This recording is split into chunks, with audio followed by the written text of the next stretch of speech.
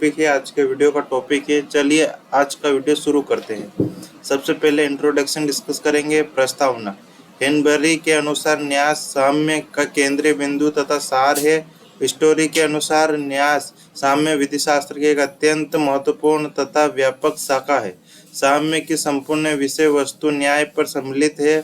वह व्यक्ति जो विश्वास करता है या उसे घोषित करता है न्यासकर्ता कहलाता है। वह व्यक्ति जो विश्वास प्रतिग्रहिता करता है उसे न्यासधारी कहलाता है। वह व्यक्ति जिसके फायदे के लिए विश्वास प्रतिग्रहित किया जाता है वह न्यास हितग्राही कहलाता है। न्यास की परिभाषा।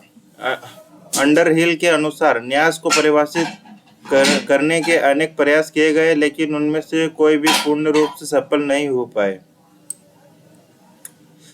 मेटेलैंड के अनुसार जब किसी व्यक्ति को कुछ अधिकार होते हैं और जिनका वह किसी अन्य व्यक्ति की ओर से प्रयोग करने के लिए बाध्य होता है या किसी प्रयोजन विशेष की पूर्ति करने के लिए बाध्य होता है, उसके बारे में यह कहा जाता है कि वह व्यक्ति किसी अन्य व्यक्ति की ओर से या किसी प्रयोजन विशेष की पूर्ति के लिए उन अधिकारों को न्यास के रूप में धारण किए हुए एवं स्वयं न्यासधारी कहलाता है। आप डिस्कस करेंगे न्यास के आवश्यक तत्व, इसके जो भी एलिमेंट है उसको डिस्कस कर लेते हैं। विधि मान्य न्यास निम्नलिखित आवश्यक तत्व है। प्रथम, न्यास की स्थापना करने वाला व्यक्ति अर्थात न्यासकर्ता कहलाता है। जो भी ट्रस्ट का जो भी क्रिएशन कर रहा है वह न्यासकर्ता कहलाता है। अब सेकंड पॉइंट डिस्कस करते हैं न्यासधारी।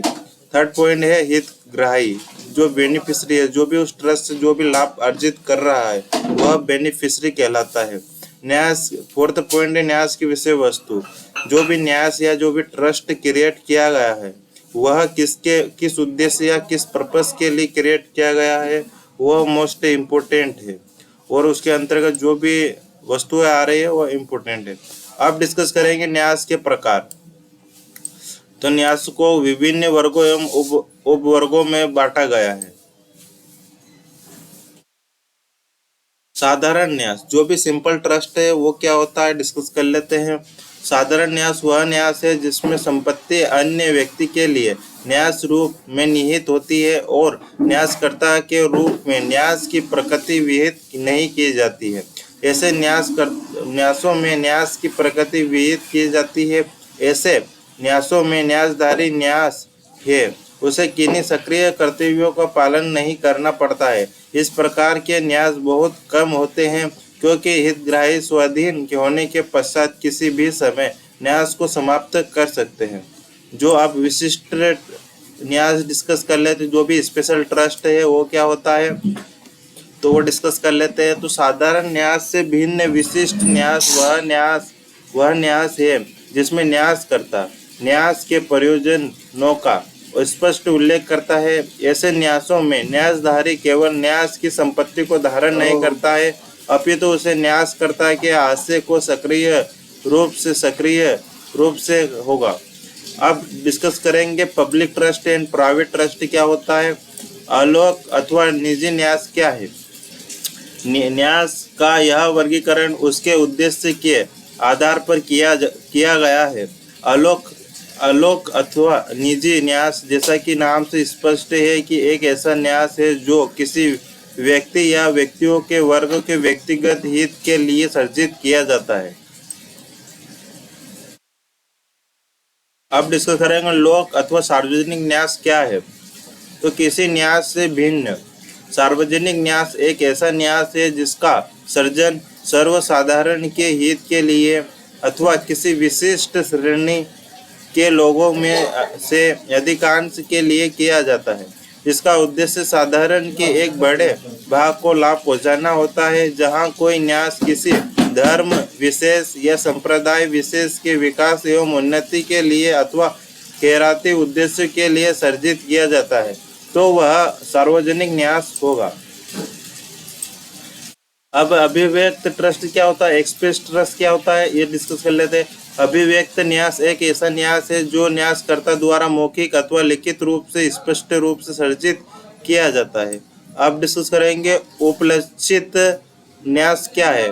तो अभिव्यक्त न्यास से भिन्न उपलक्षित न्यास एक ऐसा न्यास है जिसका सर्जन रूप से अभिव्यक्त रूप नहीं किया जाता है। इसमें ऐसे शब्दों का प्रयोग किया जाता है जिनमें न्यास का सर्जन तब होता है जब एक व्यक्ति की संपत्ति दूसरे व्यक्ति में ऐसी परिस्थितियों में निहित होती है जिसमें न्यायालय यह निश्चित करता है कि इस प्रकार निहित संपत्ति वास्तविक स्वामी के हित के लिए न्यास रूप से आधारित है। आप डिस्कस करेंगे निष्पादित न्यास क्या है।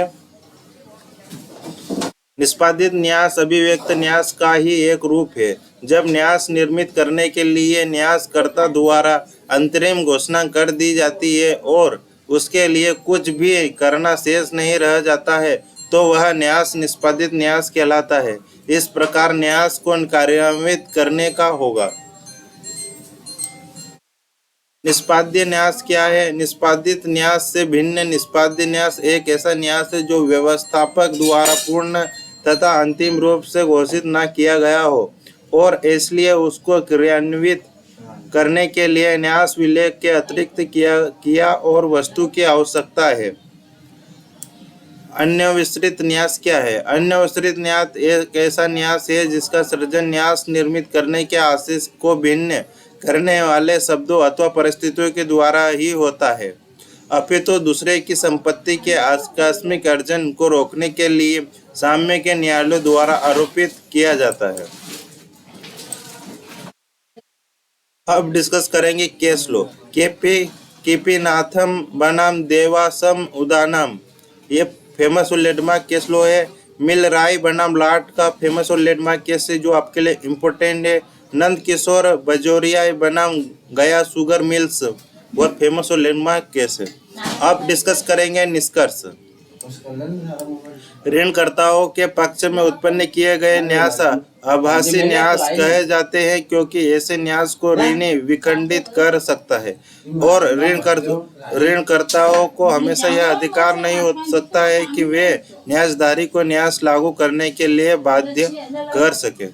आपने हमारा वीडियो यहाँ तक देखा उसके लिए धन्यवाद। आपके लिए जरूरी सूचना इस वीडियो के नोट्स आपको वीडियो के डिस्क्रिप्शन बॉक्स में मिल जाएंगे। आप जाकर डाउनलोड कर सकते हो और डाउनलोड करके पढ़ सकते हो। आपने हमारा वीडियो यहाँ तक देखा उसके लिए आपका तहे दिल से धन्यवाद। आज की वीडियो में इतना ही। जय हिंद, जय भारत।